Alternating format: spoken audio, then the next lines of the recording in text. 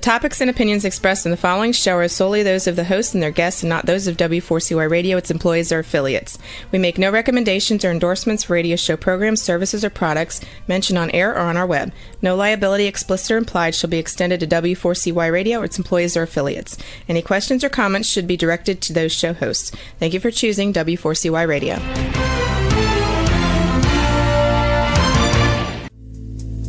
Welcome to Powerful Business Strategies, where you will find out that everything you have ever learned about growing your business is wrong. Finally, a show where you'll learn the right way to grow your business by learning business and financial strategies that your competition isn't doing. And now, here is your host, President of Next Step CFO, Michael Barbarita. And joining Michael for today's show as an executive moderator is Chucky Obio. Yes, this is Chucky, and I believe that gratitude is undefeated and growth is about the next step. It is an honor for me to moderate today's discussion with my good friend, Michael. Michael, hey, Happy New Year, and how are you? Happy New Year, Chucky. I'm doing great. Although I'm a little sad because the Patriots lost the first round draft choice by winning a game, which is something they did very rarely this year. And I was playing some very sad songs on that piano in the background. I love it. And as Chucky said, my name is Michael Barbarita, president of Next Step CFO. And Next Step CFO is a fractional CFO and strategic implementation firm. And our vision is to ensure that overwhelmed business owners achieve the time freedom and consistent profits to build the legacy and the life they desire. And our mission is dedicated to guiding small business owners to leveraging their time, exploiting their profits, and building a meaningful legacy. This show, Powerful Business Strategies, and our book of the same name, is a step toward accomplishing that vision and mission.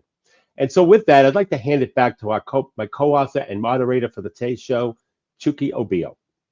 Michael, look, the timing for today's show is impeccable, right? And just to let the audience know, the title for today's episode is The Hidden Growth Formula, Transforming Problems into Profits.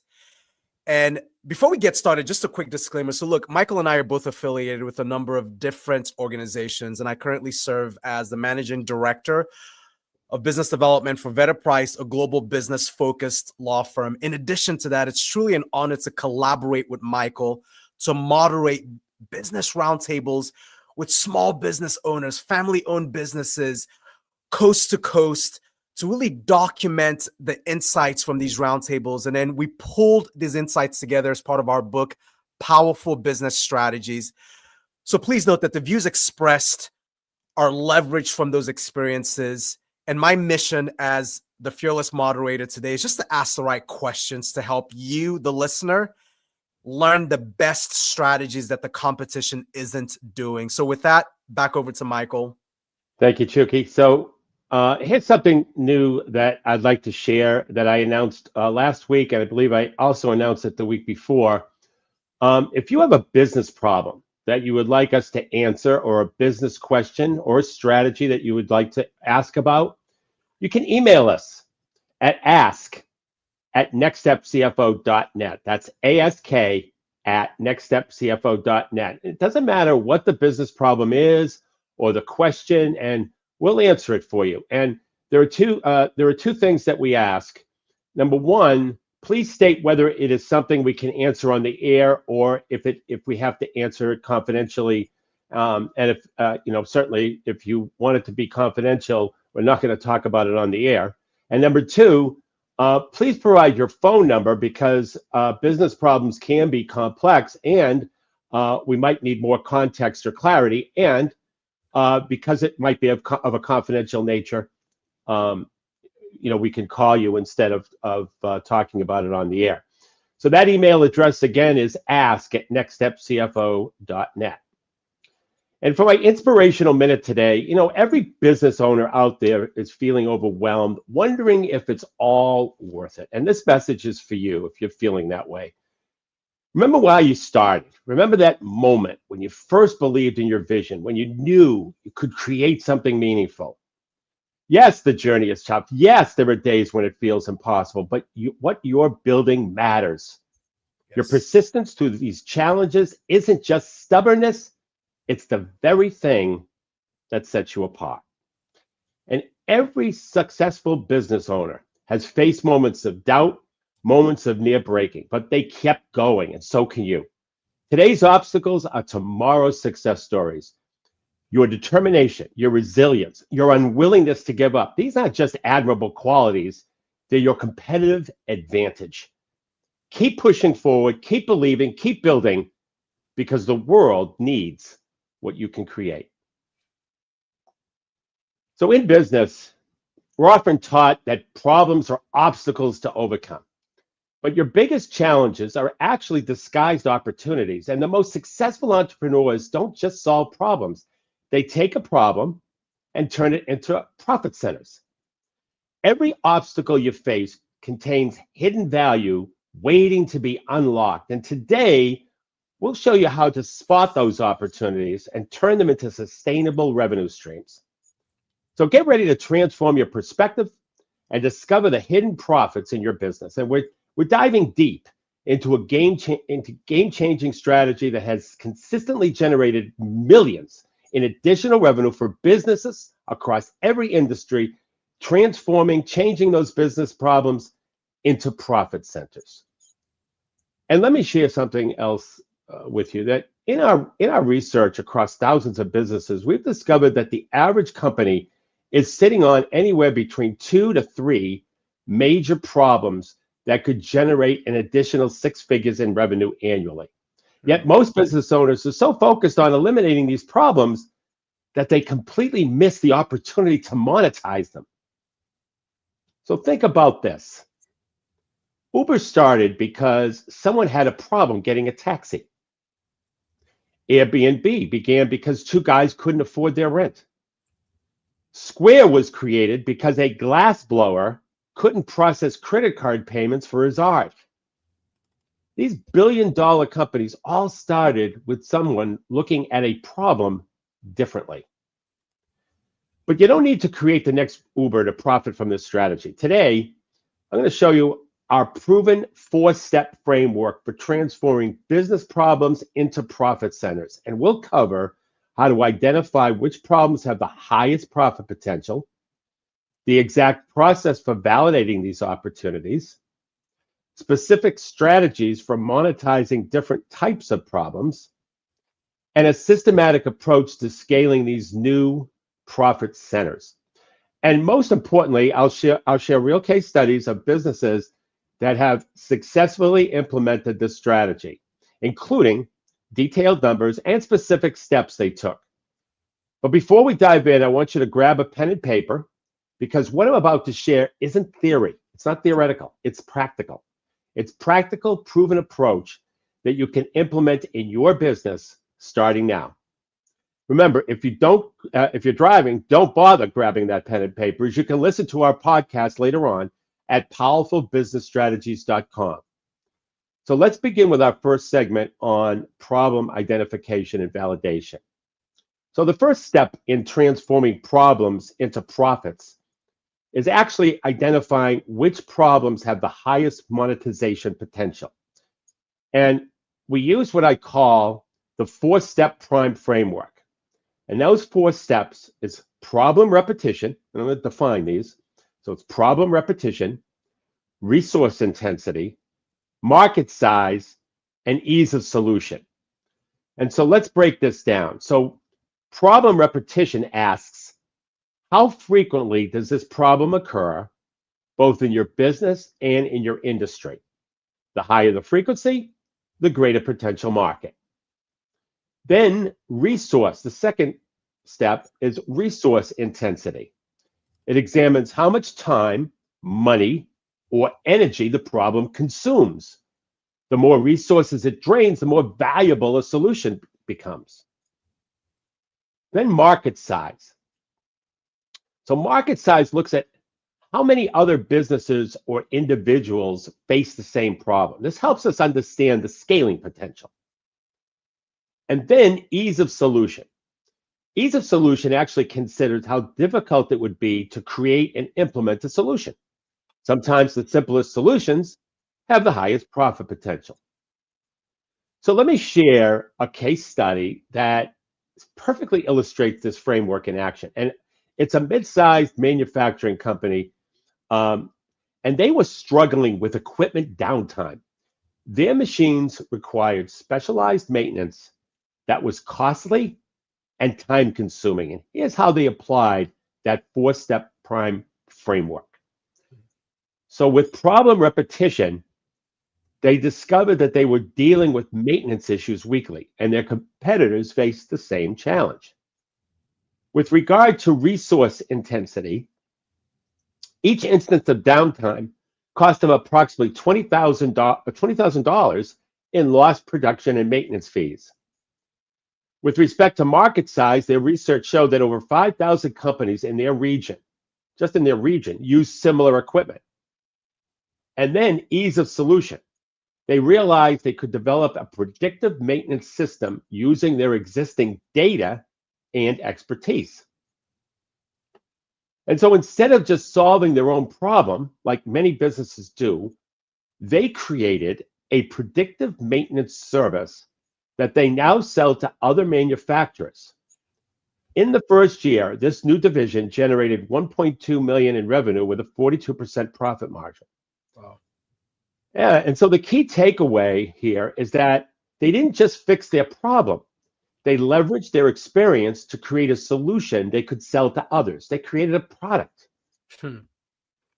So now let's talk about how to apply this to your business. So first, list every significant problem your business faces and include everything from operational issues to customer complaints. And then rate each problem on our four-step prime criteria using a simple 1 to 5 scale. So the higher the total score, the better the opportunity. And remember, the goal here isn't to find perfect problems. It's to find problems with profit potential. And sometimes the messiest problems create the best opportunities because those are the ones that everyone else is actually avoiding. Chucky, are there any questions from the audience? Yeah, it's funny, Michael. I mean, you've really struck a chord with some of the insights that you've shared thus far. Let's start with this and kind of a consolidated approach with this question. So, Michael, some of our listeners might be thinking, "Hey, look, I'm a little too small here to implement this framework that Michael so brilliantly outlined." Now, what would you say to a solopreneur or small business owner interested in adopting this approach? Great question. So actually, the smaller the business is really the better, because smaller businesses often have an advantage because they're closer to their problems and they can move faster to implement solutions. So, and I can give you a quick example. There was a solo consultant turned her own scheduling headaches into a specialized scheduling template that she now sells for just under $500, and she generated 86 grand in additional revenue the first year with virtually no overhead. And the key is starting with one specific problem that you know intimately well.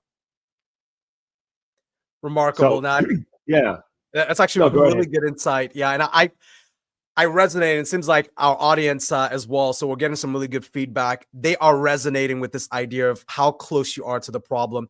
So a related question, Michael, when using the prime framework, some businesses might discover multiple problems that have high potential for profit. How do they prioritize which problem to tackle first? Which issue to go after? Excellent. Yeah, another great question. So when faced with multiple high-scoring opportunities, because I'm asking them to put it on that 1 to 5 scale for each of the 4 steps. Correct. I have businesses run what I call the speed to revenue analysis. So they look at 3 key factors. First, your current expertise in solving that problem. The more expertise you have, the faster you can move.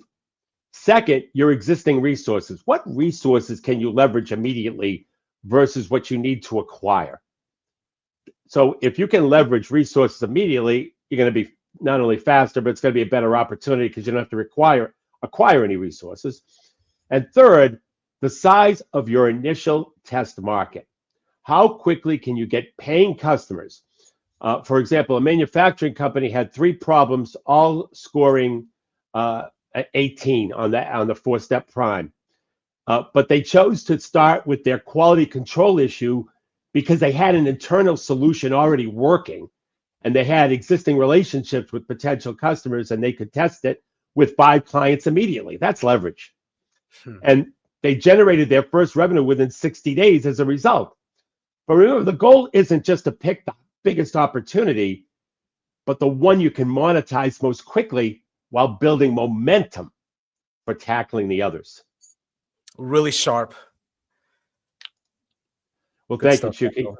Yep. So now, before I continue with our next segment, we're going to take a 90-second break. Hey there, business owners. Let me ask you something. Are you tired of blending in with your competitors? Frustrated with slow growth and slim margins? Well, I've got news for you. Everything you've ever learned about growing your business is wrong. But don't worry. I'm here to let you in on a secret weapon, your position of market dominance. It's what sets you apart, makes you irreplaceable, and has customers lining up at your door. My name is Michael Barbarita from Next Step CFO. I know what you're thinking. Sounds great, Michael, but how do I find my position of market dominance? Well, that's exactly why we've created our game-changing implementation program called Next Step to Market Dominance. In just 90 days, we'll guide you step by step to a position of market dominance by uncovering your unique strengths that competitors can't touch, by crafting a message that resonates deeply with your ideal customer, by building a strategy that turns you into the go-to expert in your field. Now, this isn't theory. These are battle-tested strategies that have helped businesses like yours double, triple, and quadruple their revenue.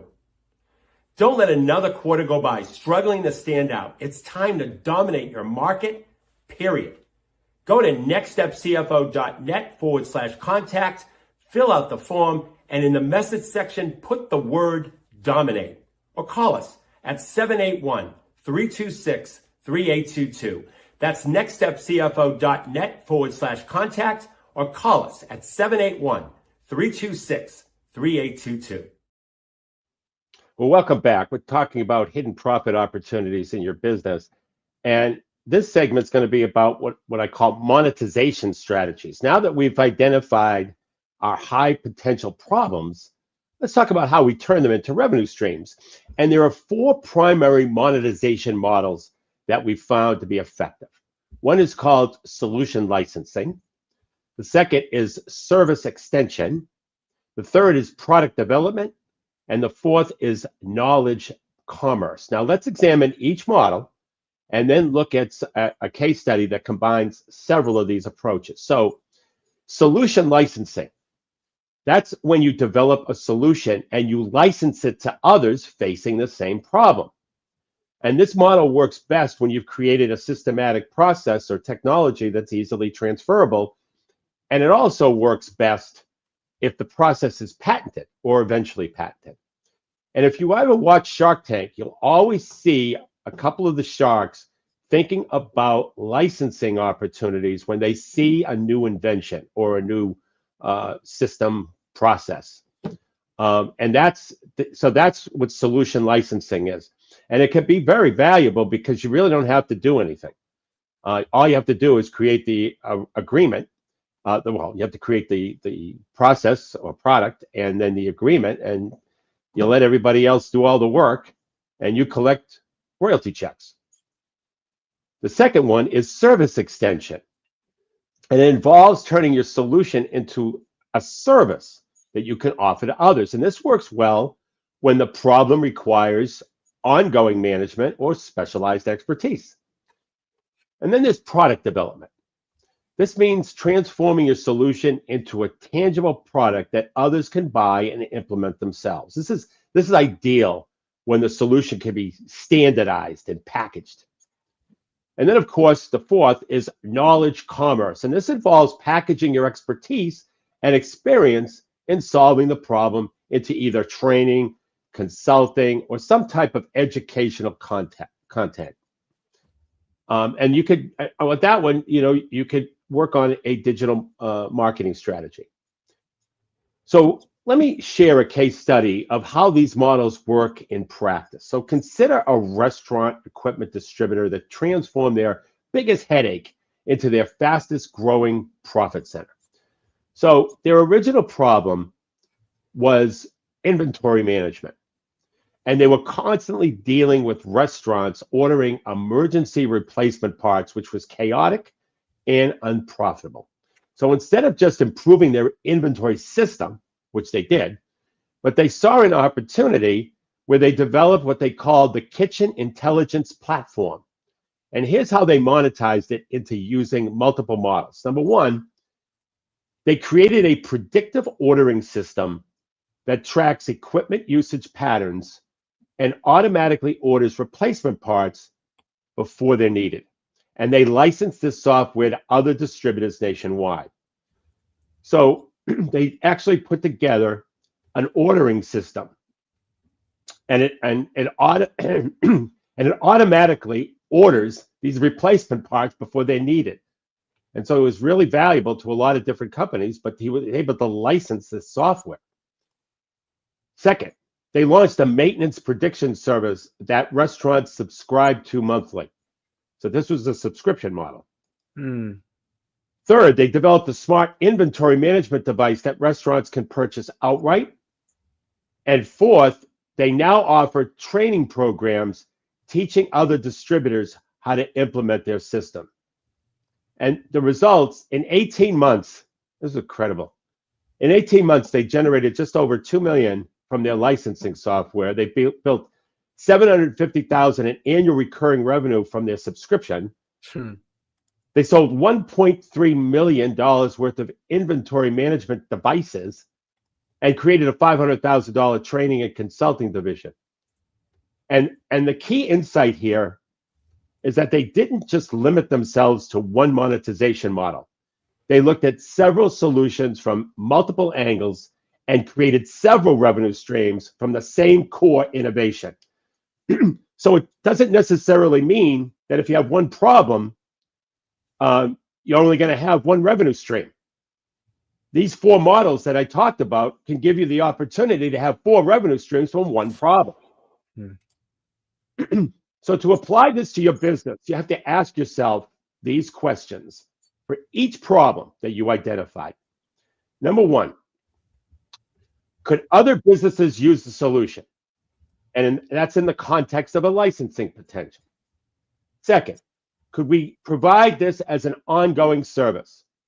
That would be under the service model. Could we package this into a product? That would have product potential. And could we teach others how to solve this problem? That would be knowledge potential.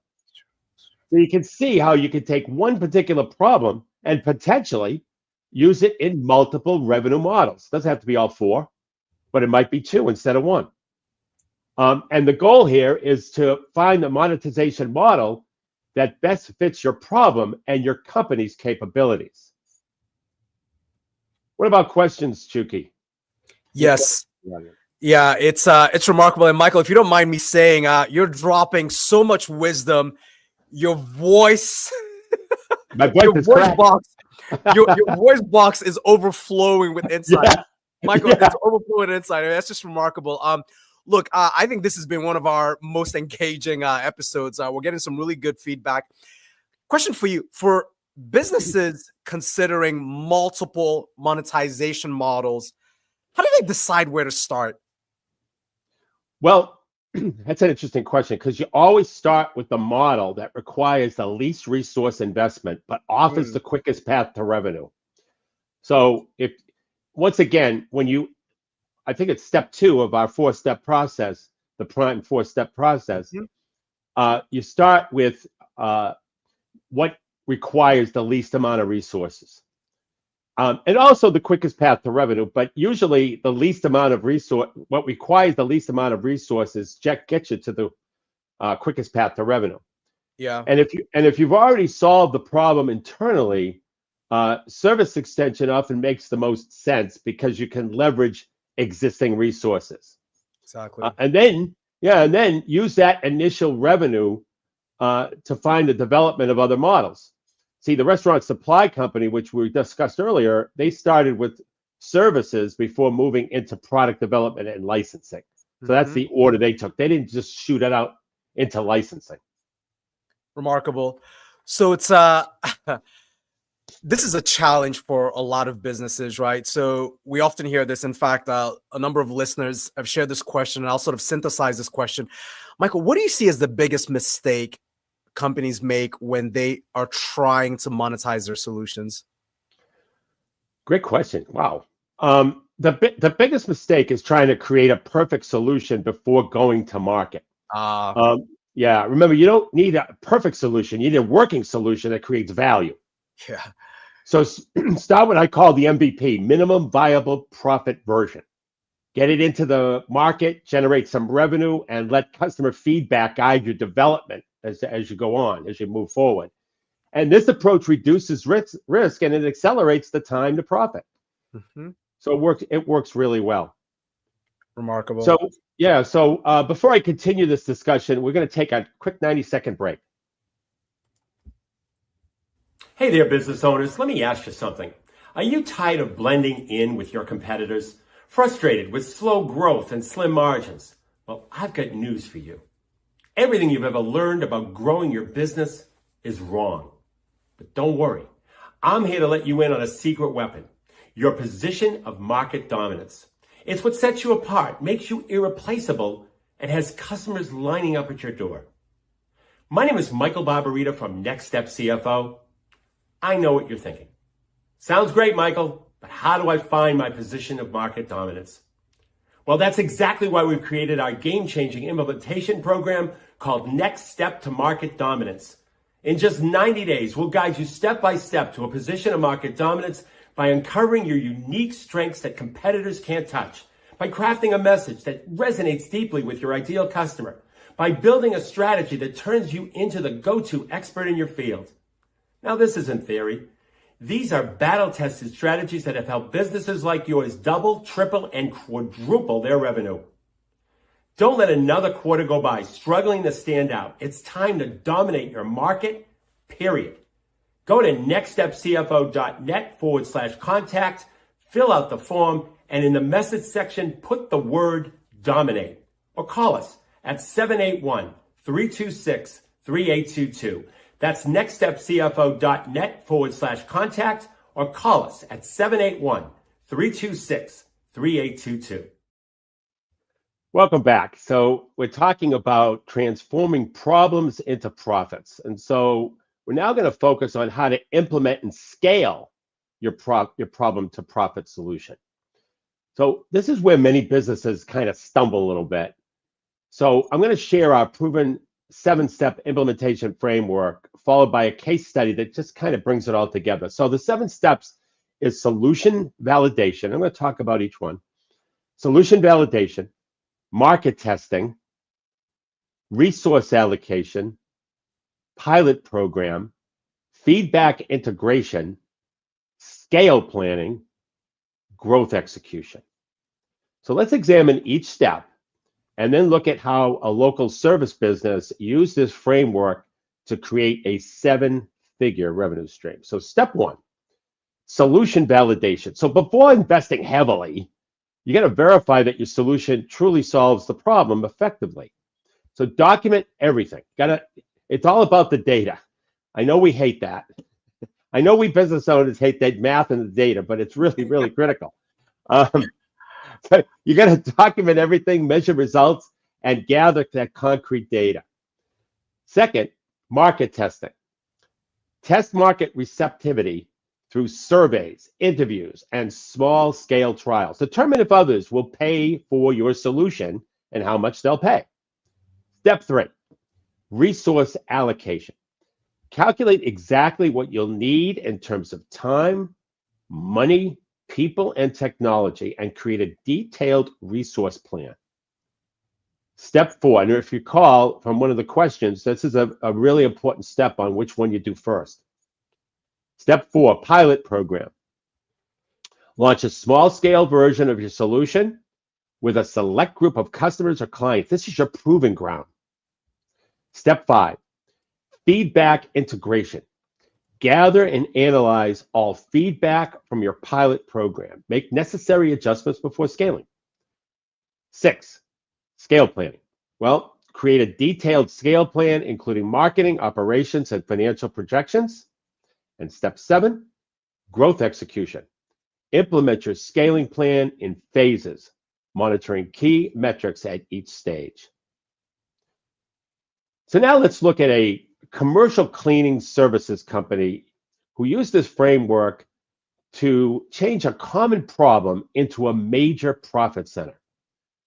Their original problem was scheduling and route optimization for their cleaning crews. They were losing money on inefficient routes and last-minute schedule changes. So here's how they applied our 7-step framework. Number 1, solution validation. They developed a dynamic routing and scheduling system. They tested it internally for 3 months. They documented a 32% reduction in travel. And they achieved a 47% increase in scheduling conflicts. Then they did market testing. They surveyed 50 other service businesses. They found 82% had similar problems and 73% expressed interest in a solution. They then determined the optimal pricing structure based on feedback that they got in their market testing. Resource allocation. They invested $125,000 in technology development. They dedicated three team members full-time to it, and they created training and support systems. So that was their resource allocation. Most of those people they had. And then pilot program. They selected 10 similar businesses in 10 different markets, provided solution at a reduced rate in exchange for feedback, and then ran a pilot for 90 days. That was pretty creative. They provided a solution at a reduced rate in exchange for feedback. So they were constantly testing as they went along. And then they got feedback integration. That's the next step. They gathered weekly feedback. They made 23 significant improvements, which is a lot of improvements. And they refined their pricing and service model. But they made those improvements based on the feedback. If you're not testing, if you're not recording the data, this doesn't work well, because you're basically taking a stab in the dark. Scale planning. So they developed a 3-phase growth plan. They created a marketing strategy around that. They built a sales team, and they established support systems. And then growth execution. They launched in three different markets initially, and they expanded to 12 markets within the first year. They built 50 markets by year 2. And so the results is they now generate a little over $3 million annually from their scheduling solution with a 61% profit margin. And more importantly, they built a scalable system that continues to grow. So they took that problem of scheduling, and they able to create a monetizable product out of it, where normally, and that product generated $3.2 million in revenue, where just solving the problem at the plant would have generated nowhere near that. Wow. Obviously would have been helpful because it would be more, obviously was helpful because it's more efficient. But the dollars really translate when you're able to build a product around it. So the key lessons from their success are they followed a systematic approach. They didn't rush to market. They made data-driven decisions, and they built scalability into their solution right from the start. Any questions on that, Chucky? Yes. Yeah, so it's really interesting, Michael. And by the way, folks, to the extent that these questions continue to come up, feel free to follow up with us. In fact, Michael, is it okay to just note that they could follow up if they have lingering questions after the show?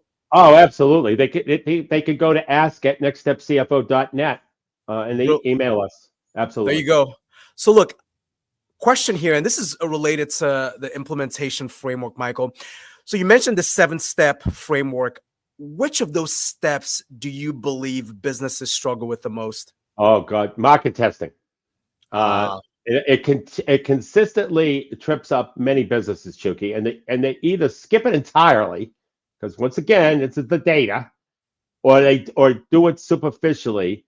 And what they miss is that proper market testing. It isn't just about asking if people like your solution, it's about determining if they'll pay for it and how much. And I always recommend doing paid pilots, even at a discount, like the company did. They did it at a discount in exchange for feedback. And someone willing to pay even a small amount is a much stronger market indicator than with someone who just says they're interested. that's a good point. Yeah, Really good point. yeah, yeah. So Michael, I think you might resonate with this question. So as you know, it's the turn of a new year. A lot of folks are a little bit impatient. They want to accomplish those New Year's resolutions right away, right? So we're already getting some questions about timeline. Based on this framework, right? So one question here is, what's a realistic timeline, Michael, from problem identification to generating revenue? Okay, good question. And it does vary by industry and solution type. But what we typically see is businesses generate their first revenue within about 120 days if they follow the framework diligently. Nice. Now, the key is to move through the 4 steps quickly. Aim for 30 days for each solution of the 4 steps. That's the 120 days. And then market testing, and then 30 days for resource allocation, pilot setup. But remember, this is about building a sustainable profit, not a quick fix. So the business that takes the time to build proper foundations in that first 120 days typically see much stronger growth in months 4 through 12. And so, Chucky, I was wondering if we had any compliments, and then I will be able to do the closing segment. We do, right? So, folks, we will now pivot to our business compliment segment. We have 4 business owners to spotlight as part of today's segment. We'll start with Paul Wright. Paul is with the Handy Brit. And Michael, get this. They provide dependable and reliable handyman services in Florida. Wow. And customers absolutely love and appreciate the work that they do, right? In fact, there are a number of husbands where the Handy Brit makes them look like superheroes, right? Wow. I'm sure. That's right. Exactly. In fact, Paul and his company have been voted best of Florida in 2022 and in 2023 by the Guide to Florida. You can learn more about Paul and the Handy Brit at thehandybrit.com. The next business owner that we want to spotlight is Dr. Teresa Larson. She's a president of Movement RX. And Michael, her story is inspirational. She is a Marine, a mother, and a motivator. And Dr. Teresa Larson, she goes by Dr. T, has become one of the premier healthcare and fitness experts on movement health and inclusive wellness. She provides employee well-being workshops for companies, and she also consistently gives back to veterans and wounded warriors. So look, excellent. Dr. T, we know you're listening. Thanks for your service. And you can learn more about Dr. T and her work at movement-rx.com. The next business owner to spotlight is Carl Dakin. He is the founder of Dakin Capital, LLC. He's based in Colorado. Now, through Dakin Capital, LLC, Carl provides services as a capital coach to small businesses. Michael, how do you like that phrase? Capital coach to small businesses. That is definitely a creative title. Yeah, he's really interested in working with small businesses that are interested in leveling up the impact that they have on customers and clients. And Carl also volunteers his time as an educator in entrepreneurship. You can learn more about Carl at dakincapital.com. And now the last business leader to spotlight is Mike Rourke. He is with Meridian Compensation Partners. He is based in Michigan. And Michael, get this, and you might resonate given that you folks have the same name. Something about Mikes and Michaels that are, just so successful, right? Yeah. So look, Mike has over a decade of experience in executive compensation consulting. He was recently promoted to partner, Congratulations to Mike. You can learn more about Mike's organization at meridiancp.com. With that, Michael, I'll toss it back over to you. Thank you, Chucky. And so as we wrap up today's episode of Powerful Business Strategies, let's recap the key points that turns your business problems into profit centers. So first, use that 4-step prime framework to identify which problems have the highest potential. And that 4-step framework, again, was problem repetition, resource intensity, market size, and ease of solution. Second, consider multiple monetization models. So solution licensing was one of them, if you recall, service extension, product development, and knowledge commerce.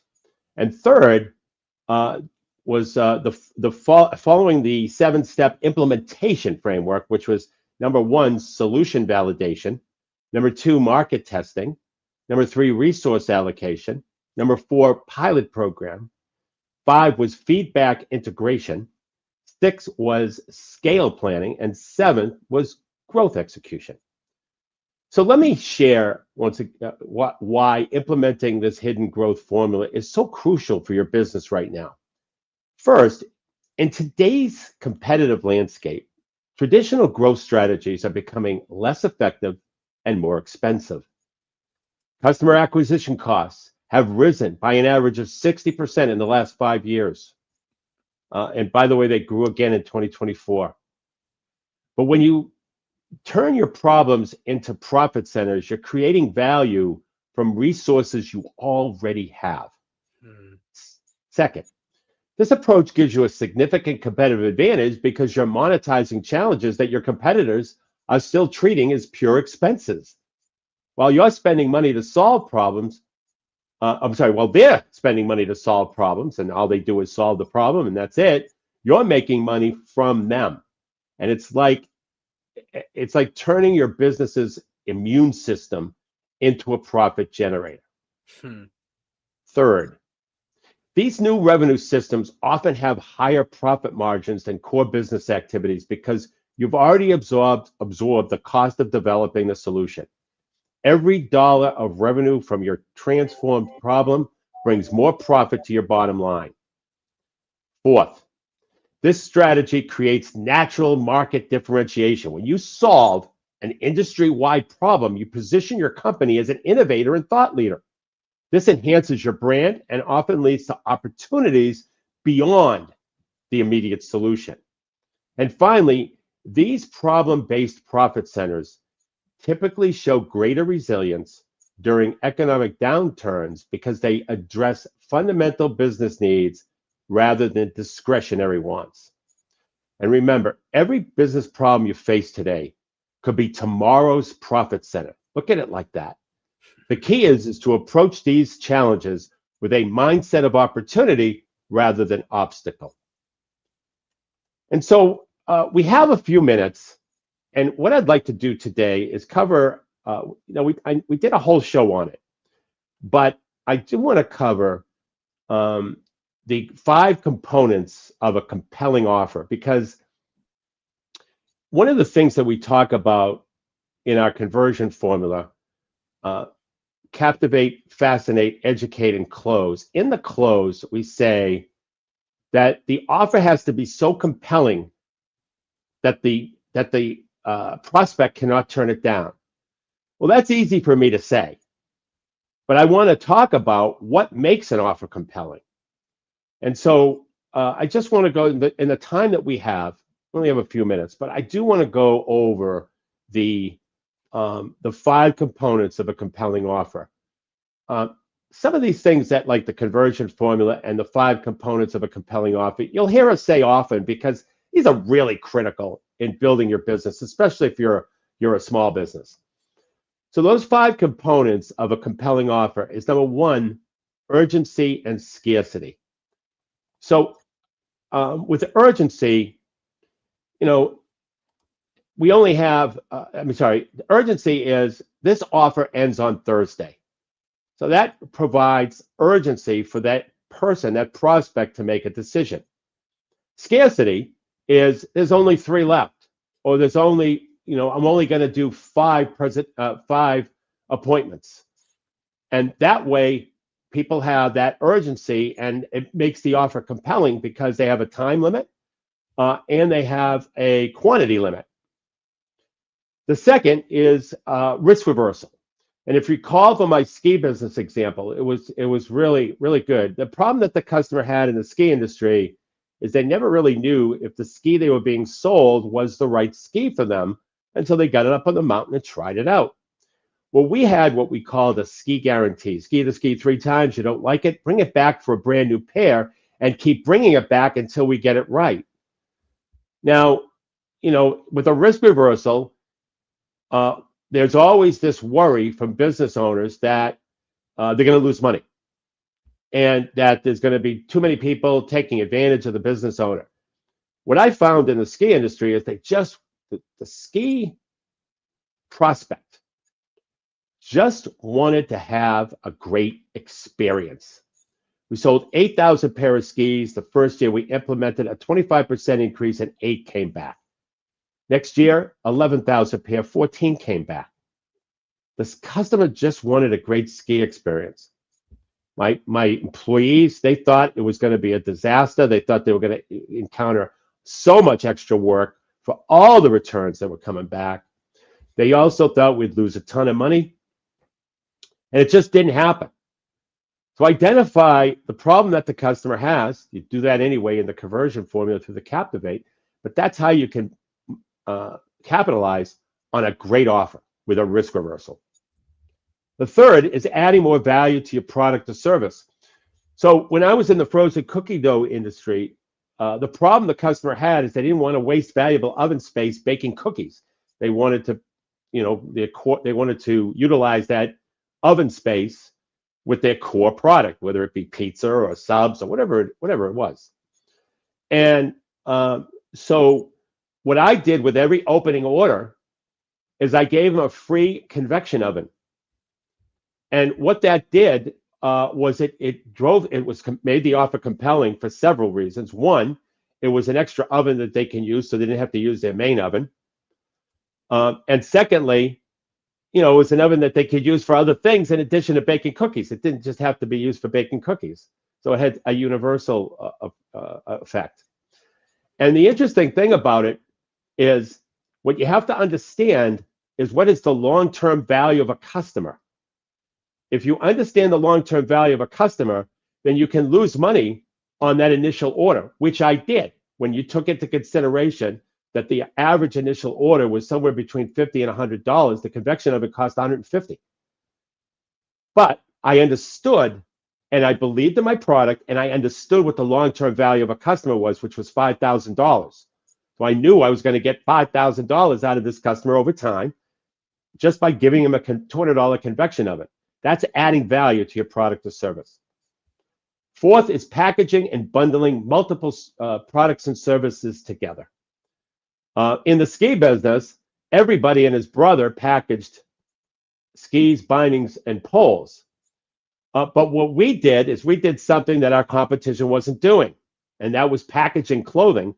And we packaged clothing based on the most popular ski graphics.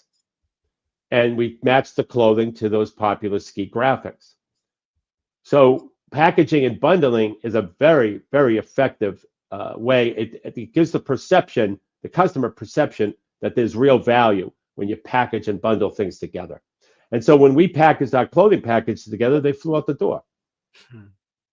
And then finally, being indifferent to the outcome. No matter what you're selling, you can't be a used car salesperson. You've got to be on the same side of the table as your prospect. And you have to be indifferent to whatever that outcome is. You can't feel pressured to make a sale. If you feel pressured to make a sale, your prospect is going to identify that, and your prospect is going to assume that you're just out for yourself and not for your prospect's well-being. So once again, urgency and scarcity, risk reversal, adding more value to your product or service, bundling and packaging, and being indifferent to the outcome. To get a copy of the book Powerful Business Strategies, simply go to our website, www.nextstepcfo.net. It's totally complimentary.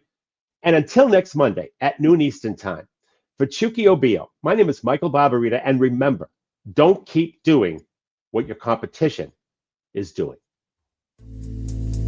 You have been listening to Powerful Business Strategies, finding out that everything you ever learned about growing your business is wrong. Tune in next week and every week at noon Eastern Time on W4CY Radio with your host, Michael Barbarita of Next Step CFO and moderator Chucky Obio.